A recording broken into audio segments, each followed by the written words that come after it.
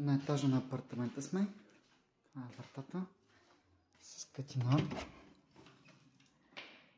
И вътре влизаме в фоайе.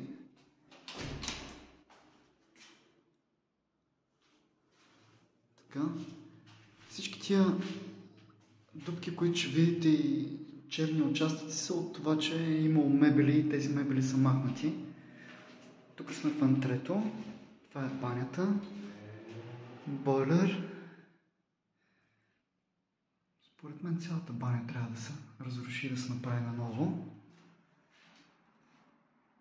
Така, влизаме в по-малката стая.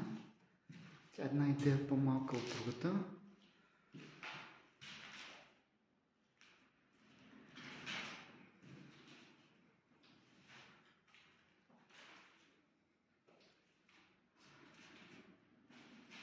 Тук имаше гардероб, който изнесохме.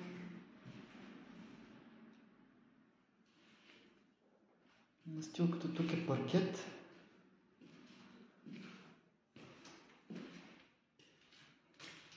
Тук е мозайка. Тук отново паркет.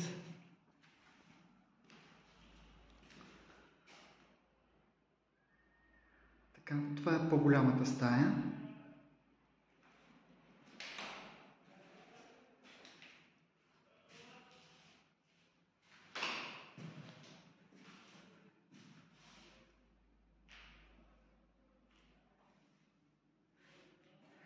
Така, ето тук на времето е имало теч, защото е имало коминка, която не е била с покривче отгоре. И водата директно се стичала тук, но откакто коминката е покрита, ето сега имаше дъждове, само преди 2-3 дни бяха тези наводнения големите, тук няма абсолютно нищо. От тогава така стои.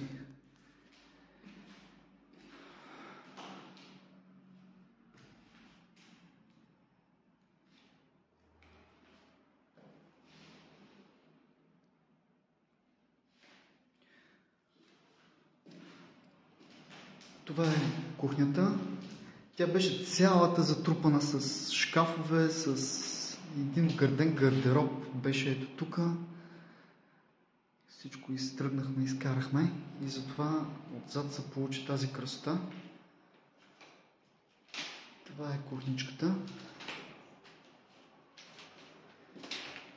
Гледа към общината, площада.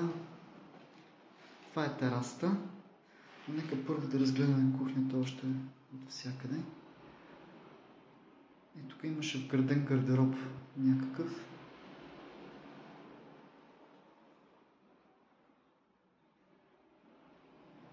Така. Отново паркет на земята. И това е терасата. Терасата е остъклена. На мен лично не ми харесва, че е остъклена. Може би по-добре да е открита, но не знам. Така или иначе трябва да се преправи. И ето от терасата.